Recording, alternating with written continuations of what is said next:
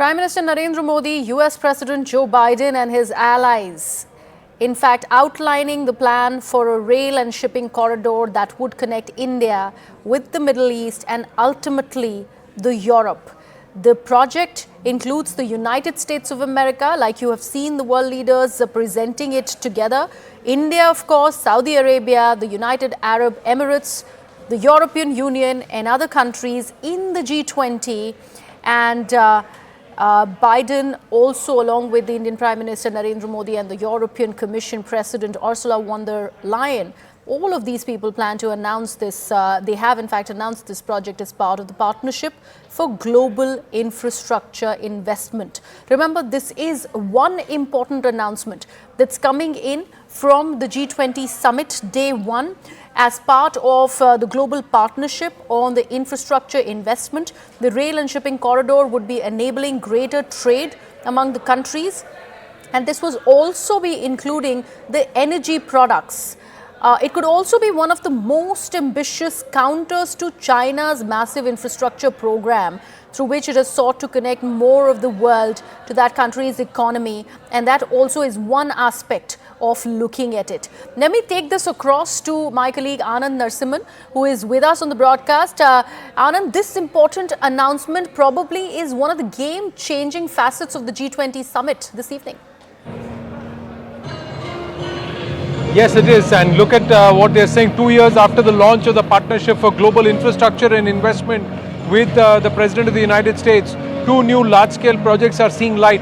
The India, Middle East, Europe Economic Corridor and the Trans-African Corridor. Now, this is something which has been just tweeted by the European Union head, von der Leyen, and Prime Minister Narendra Modi also then saying that this is the partnership on global infrastructure. Imagine the nations that are getting together to get this done. From India, you have the UAE, you have Saudi Arabia, then you get into France, and the European Union comes into play. The entire corridor that connects India to the European Union via so many other nations that include Jordan and Italy. This is a huge undertaking, along with creating jobs and opportunity, while Prime Minister Narendra Modi and President Joe Biden underlined the importance of connectivity. Look at what it's doing. It's trying to break. It's openly not just challenging the CPEC and the Belt and Road Initiative, but it is also trying to move away, allowing European nations to move away from the Turkey-Russia hegemony in terms of the Trans-Asian pipeline. Turkey was known as the gateway to Europe and controlled the sea route and also the land route.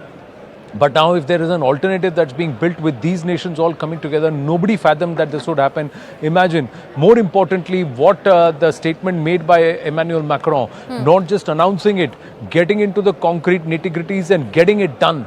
That's what is important, and we need to get into it. So if there is a Trans-African corridor, and if there is this corridor that is the economic corridor that connects India to all of Europe via the Middle East, we've got 2 huge infrastructure projects that will connect these nations and economically tie them up. And when they're economically tied, clearly the geopolitics will subside and cooperation will increase. But more importantly, hegemonistic tendencies and forces will lose control. Absolutely.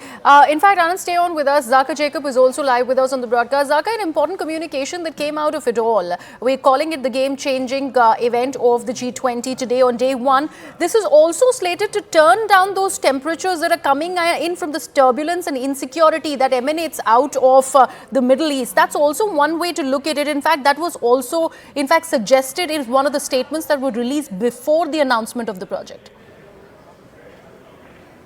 Oh, it was quite an interesting picture, isn't it? Prime Minister Modi at the center. To his right, there was Mohammed bin Salman, the leader of Saudi Arabia, and to his left was the US President Joe Biden. And, there's no love lost really between Joe Biden and MBS.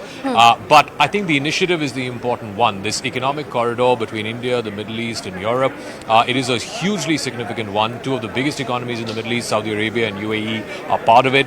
The biggest economies in Europe, France, Germany, Italy, and of course the European Union will find relevance and place in this. I think the importance of this economic corridor is that this is a direct challenge to the One Belt, One Road initiative of China. Now remember, we don't know the figures, how much each country is committing, but when you have the biggest economy in the world, the United States, which is backing this corridor that will go all the way from Asia, in India, through the Middle East, through Saudi Arabia and the United Arab Emirates, all the way to Europe, I think it's a direct challenge to the Belt and Road Initiative, because we have seen all kinds of problems in terms of debt financing, many of these smaller countries falling under a debt trap because of the BRI.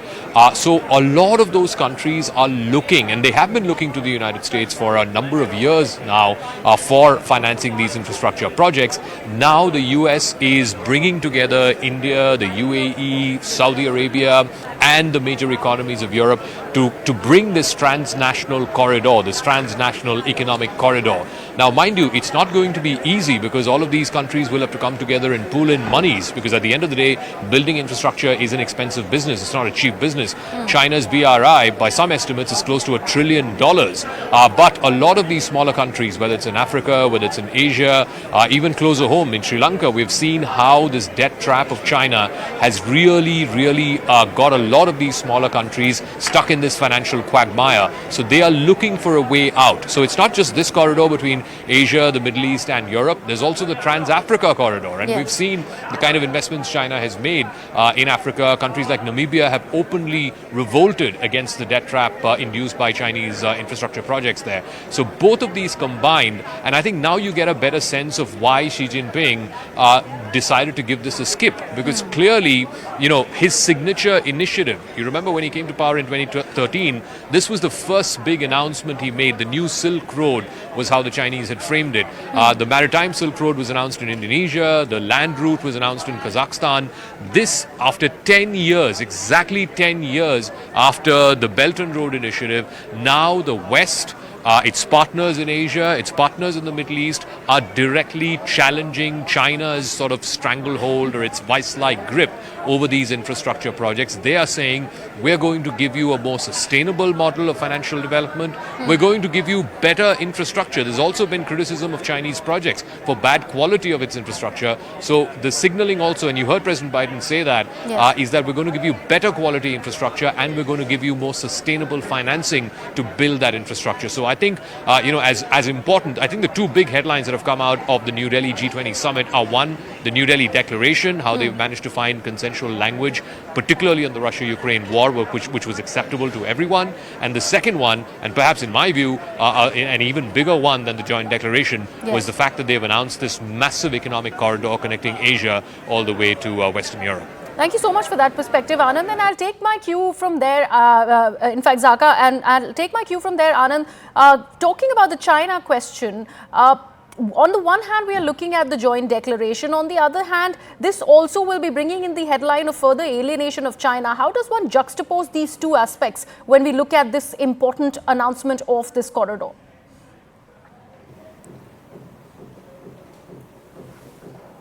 The One Belt, One Road, and also the BRI, the Belt and Road Initiative.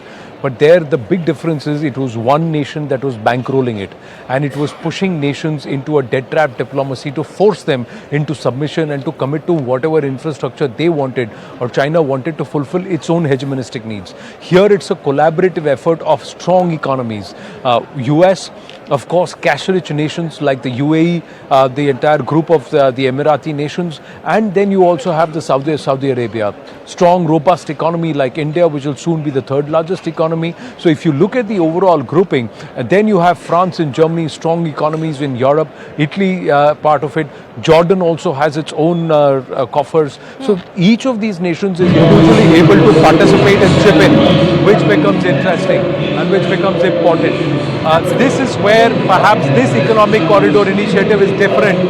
We've got a lot of new noise around us because the Biofuel Alliance is also being announced at the media center, and somebody just seems to have amped up the noise. Now it's come down. Let me just continue. What's important is that this is an economic corridor, not just rail. So there is going to be port, there's going to be roads, there's going to be rail, and it's all going to be integrated and connecting, and it's going to break borders. The moment the economics comes in, moment connectivity and trade comes in, and there are multiple nations who are invested in it collectively, the ability of getting work done faster is greater. And it's not just one nation's risk that's exposed or one nation's hegemonistic tendencies. This seems to be a collaboration. That's where perhaps the difference is. China will be watching this very, very closely. It will try and amp up, and it will push through. See, they are following a blueprint that was laid down way back in 1949 by Mao Zedong. Yes. So Xi Jinping, and from Mao Zedong till Xi Jinping till now, and going forward till about 2049, they're going to follow the same objectives till 100 years and where they want to look at their dominance. But they also realize that if nations move away from them, if they become economically weaker, then they will not be able to achieve their dreams. The economic crisis in China is currently pushing them back. Nations looking at alternatives to China or a China plus one or anywhere but China philosophy is also going to hurt them. Economic prosperity, tantamounts to a lot of other might. Military might you have to back to support, protect your economic might, but economic might is where it all started for China. They spent 33 decades becoming economically stronger and then invested. Yes. Now these nations are going to collectively work towards saying, let's just not one nation corner the market and also control the market. They've learned their lesson. All right. Thank you so much for that, Anand and Zaka. Thank you so much for joining us on the broadcast. And with that, let's